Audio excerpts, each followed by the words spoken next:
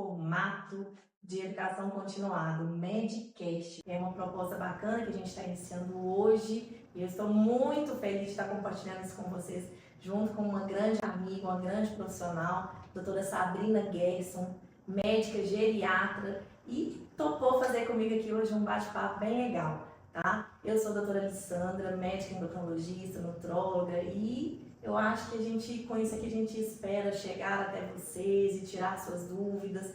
Isso é uma coisa bem light, mas assim, que a gente possa realmente fazer sentido, né? Conseguir chegar até vocês mesmos, né, Sabrina?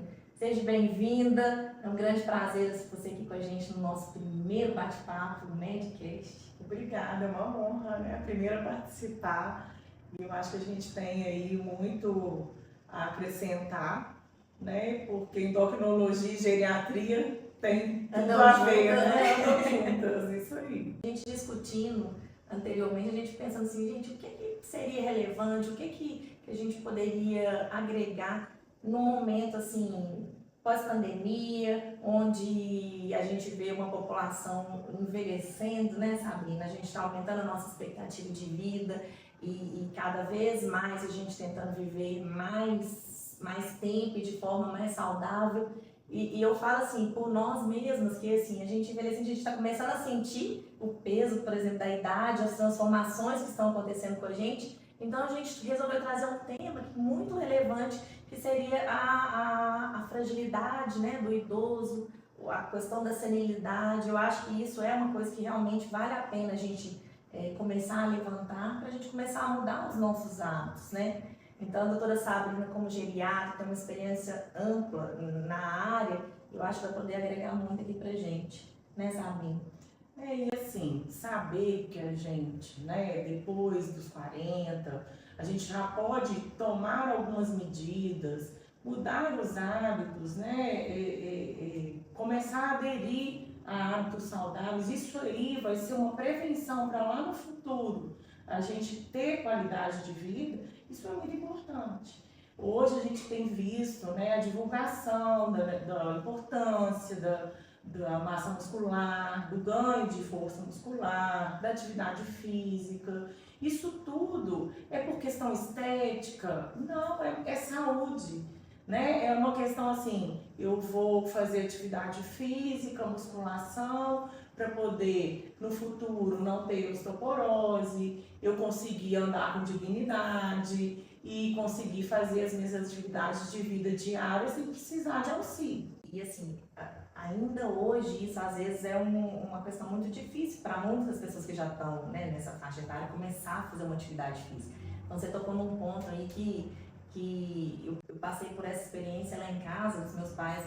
Meu pai já está com 80 anos, e há pouco assim que eu consegui levar para uma academia, porque até então assim, a academia era coisa de marombeiro, de adolescente, não é coisa para mim, que já sou um idoso.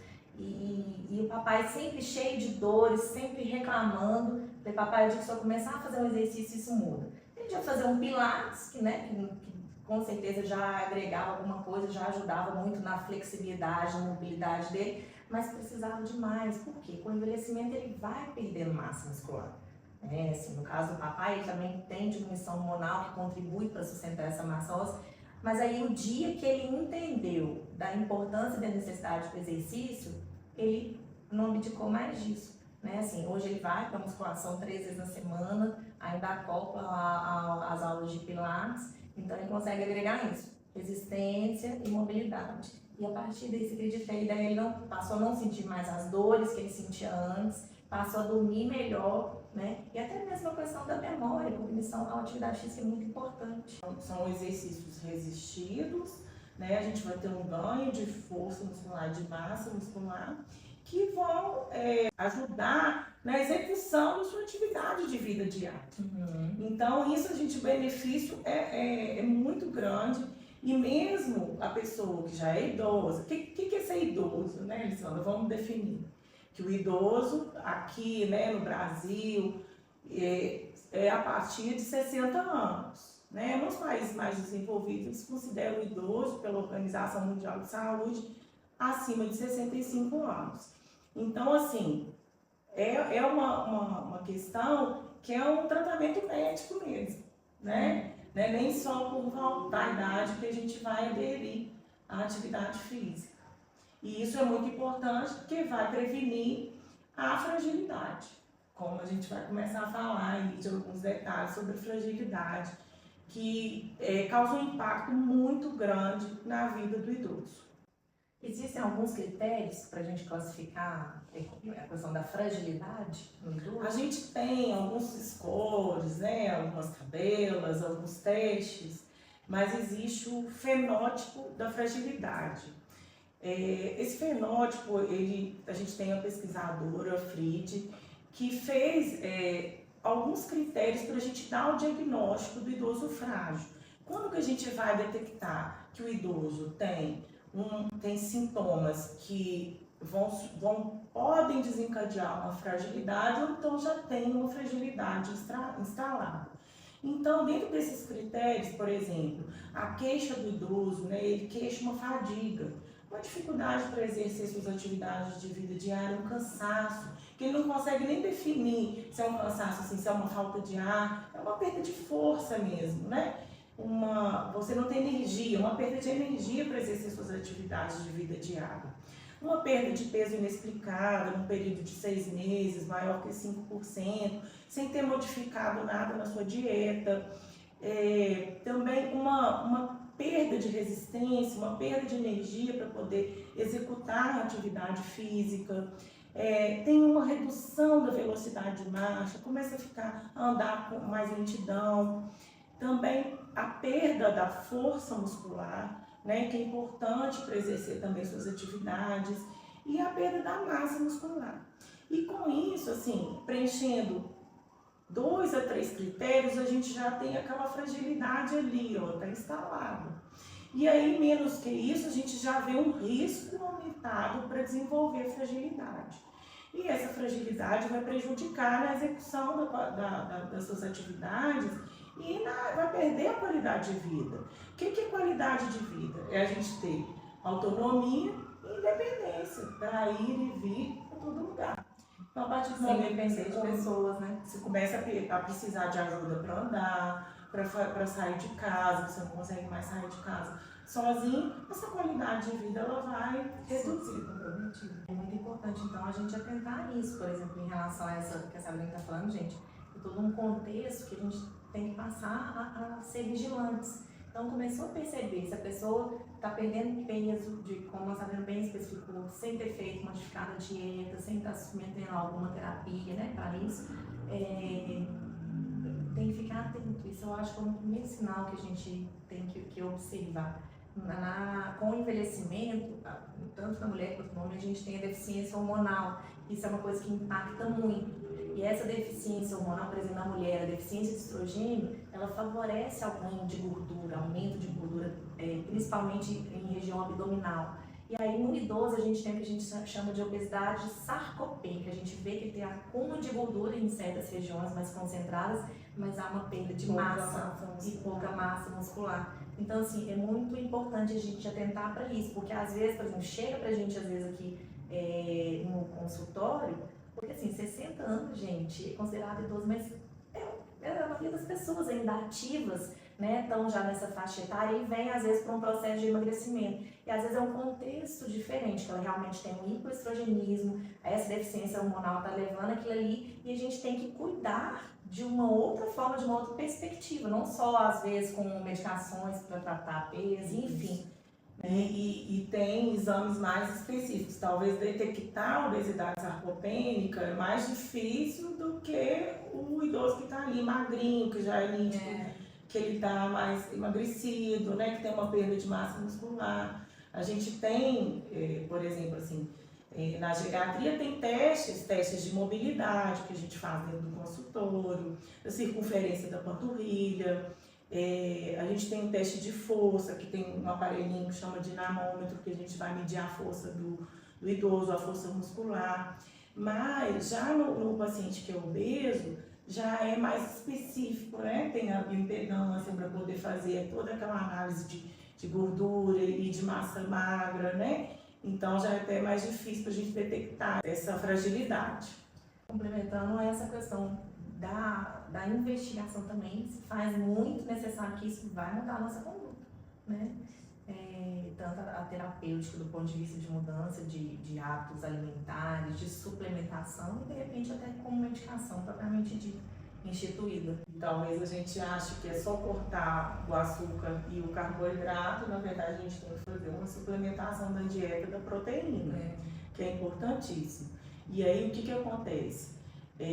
Às vezes tem uma dificuldade de mastigação, então a gente sempre tem que preocupar com a saúde bucal também, né? Às vezes não tem a dentição, usa uma prótese que está mal adaptada, então isso atrapalha na mastigação.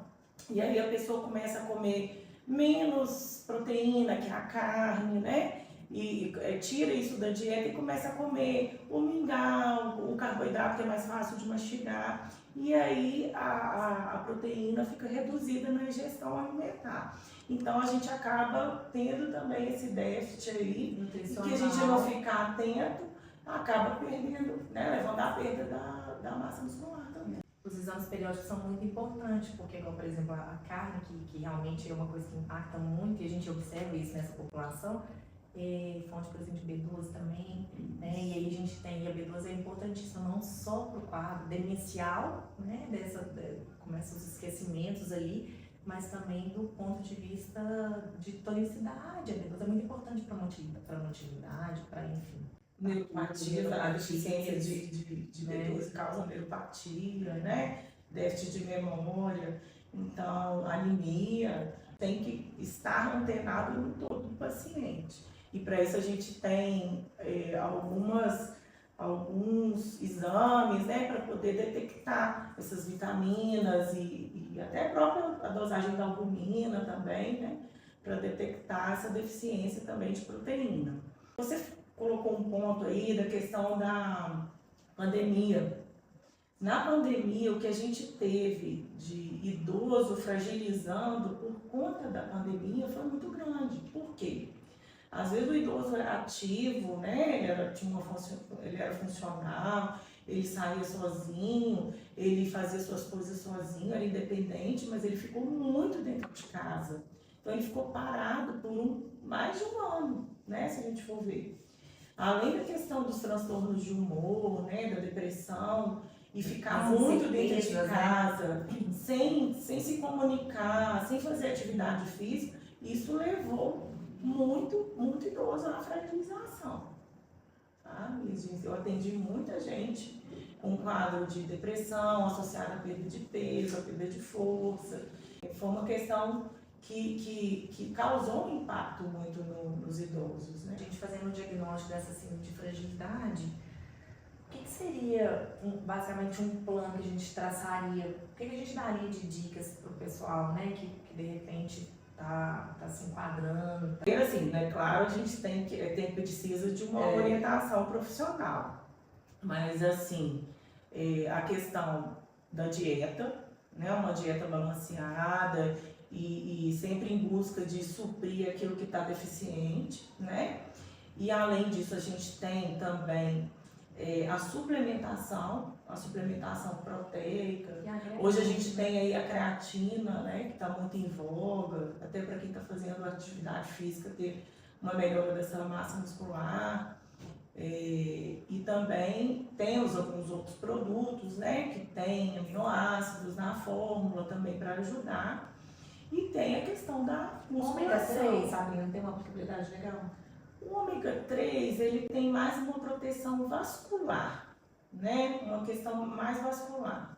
Ele está incluído naquela dieta imunomoduladora, né? Inclusive, assim, eu fiz oncogeriatria e essa dieta imunomoduladora também tem alguns suplementos que vão ajudar na questão do ganho da massa muscular e também no processo inflamatório, desinflamar o paciente. Então ajuda na recuperação pós-cirúrgica. Então tem o ômega 3, a glutamina, todos tem vários componentes inseridos na fórmula, além da proteína, que vão ajudar nesse processo inflamatório. Mas a gente não pode deixar o aminoácido de lado, né?